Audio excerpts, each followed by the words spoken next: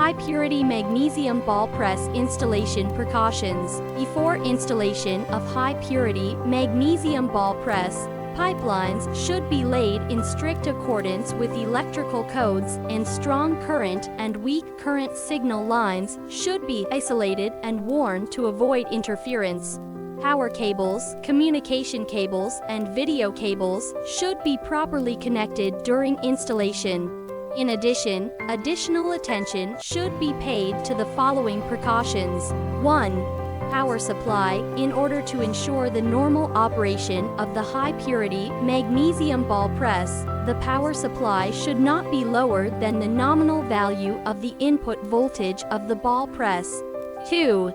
Grounding. The grounding of high-purity magnesium ball press is mainly divided into shell grounding and internal electrical grounding.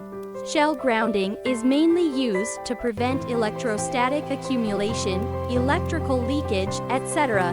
Outdoor ball machine is also specially equipped with external lightning protection measures. 3. Ground loop. Even if the equipment is effectively grounded, there are differences in the zero potential of different positions between the ball press and the central equipment, and the power load is unbalanced, which will still cause the grounding potential difference. For waterproof, outdoor ball press installation must do waterproof treatment. For suspension installation, there is a gap between the ball press and the bracket. Finally, the heat dissipation of the equipment must also be considered.